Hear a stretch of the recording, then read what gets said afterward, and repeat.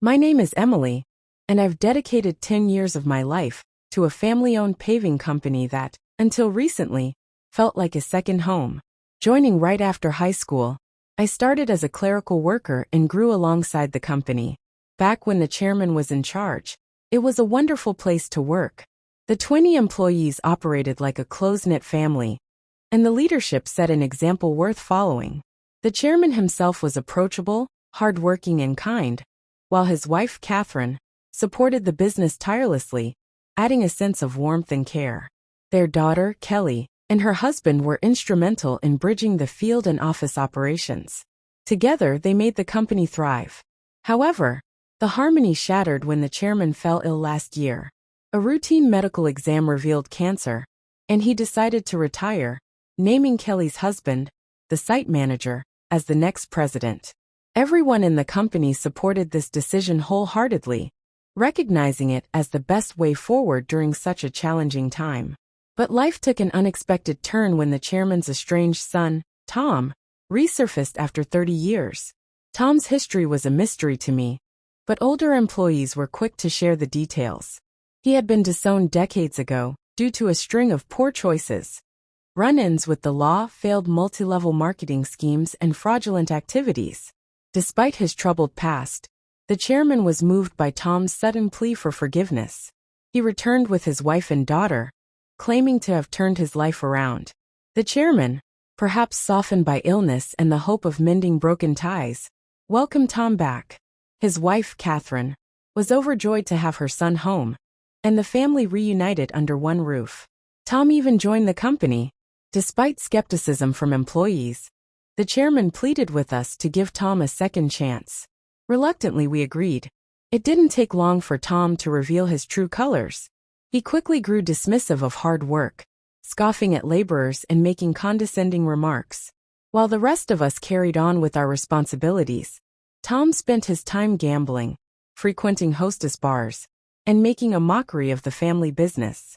When the chairman's health worsened, Tom made his move. Declaring himself the rightful president, he ousted Kelly's husband from the role and took over. The company culture changed overnight. What was once a supportive and collaborative environment became toxic under Tom's leadership. For me, things reached a breaking point when Tom's questionable spending habits came to light.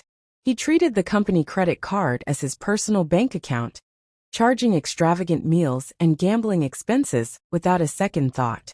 One day, he handed me a receipt for $4,000 worth of corrective underwear for his wife. "Emily, process this as a business expense," he demanded. I stared at the receipt, stunned. "I can't approve this. It's a personal expense, not related to company business."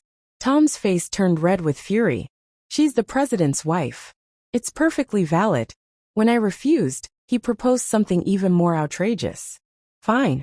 Let's start a new business selling corrective underwear. We'll call it inventory, so it counts as a deductible expense. We'll force our clients to buy it by threatening to cancel their contracts." I couldn't believe what I was hearing. "We're a paving company, Tom. This is unethical and absurd." From that moment, I became his scapegoat.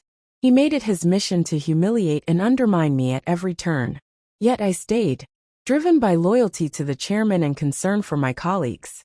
Then, on the morning of the 20th, everything changed. Without warning, Tom called me into his office. "You're fired. Today's your last day," he said coldly. I was speechless. "But the payments, today is the day we pay our suppliers.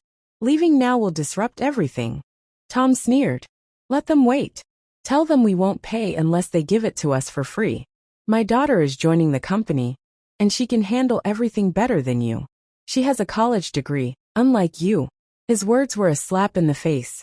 I had poured my heart and soul into this company. Yet here I was, being discarded without so much as a thank you. As he shoved me out of the office and slammed the door in my face, I stood there in disbelief. I wasn't just losing a job. I was losing the place I had considered my home. The president sneered, his disdain evident as he barked. "She won't question my expenses like you do. All talk and no action. You're useless to this company. Leave now." His intention was crystal clear: to install his daughter in the accounting department and justify his dubious practice of claiming personal expenses as business costs. A calm but firm retort escaped my lips. Is that so? Just remember, I won't regret this. The futility of words hung heavy in the air. My patience, frayed from months of overwork and underappreciation, had finally reached its limit. Without hesitation, I gathered my belongings, leaving the office and its toxic environment behind. My heart ached for our clients, whose trust was at risk, but I knew my departure was necessary. Outside, I immediately called Kelly. Despite knowing she and Catherine were occupied with the chairman, this matter couldn't wait. I explained everything, entrusting her to take the reins. With my professional obligations severed, I faced the stark reality of being abruptly fired, a violation of labor laws. The company's middle payment system, however, meant I could claim severance pay and 1 month's salary. I had 5 years to apply, but I wasn't in a rush. A week off, free from the grind, felt long overdue. I decided to treat myself to a day at the beach. The waves, the salty breeze, and the freedom to relax were a balm for my overworked soul. As I returned to my locker and checked my phone, I found a barrage of missed calls, emails, and voicemails. Among them, Kelly's email stood out. The payment process went smoothly. Everything is in order. Relief washed over me.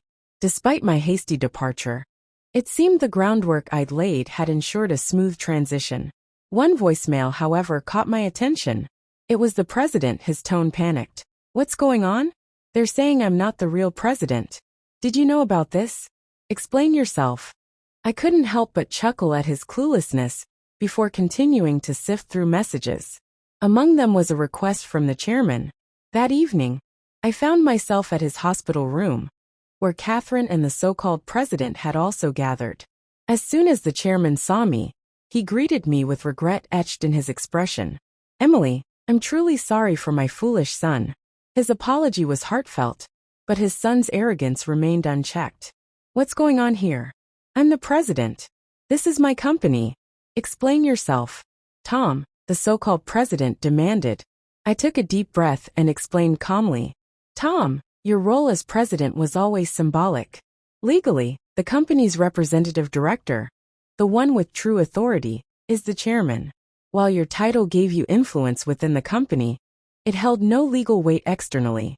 Changing a representative director is a complex legal process, one we didn't undertake, because it required you to prove your capability first.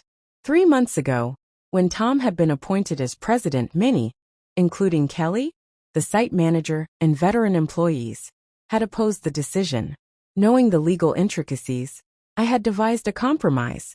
Tom would serve as a figurehead while the chairman retained legal control. If Tom earned the trust of employees, we would formalize his role. If not, we had contingency plans to remove him, or even close the company and launch a new venture. Unfortunately, Tom's reckless dismissal of me had exposed his inability to lead. The chairman, once blind to his son's faults, now saw clearly. If you want to be a leader, you must earn the trust and respect of your employees, he admonished. Tom, still defiant, retorted, It's not a big deal. Can't we just fix the procedures now? No, it's not that simple, the chairman replied firmly. Our employees hold shares in this company. Emily owns 10%, making her a major shareholder. We cannot ignore her or the others. And no one here supports you. Tom's bravado crumbled as he grasped the reality of his situation. What? I don't have any shares. The chairman's disappointment was palpable. I had planned to pass on my shares once you proved yourself. But your actions have shown me you're not ready. Were you only interested in my wealth? Desperation seeped into Tom's voice. But I'm your eldest son. The company belongs to me. Enough. I interjected. As a shareholder, I have the right to call for a meeting to propose your removal. I won't stand by while you jeopardize the company. The color drained from Tom's face. You mean I could be fired?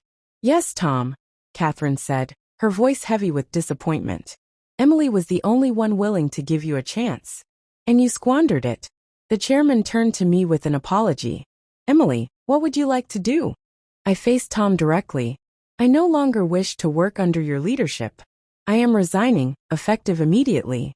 However, I expect my severance pay, 1 month's salary, and compensation for unpaid overtime and holiday work.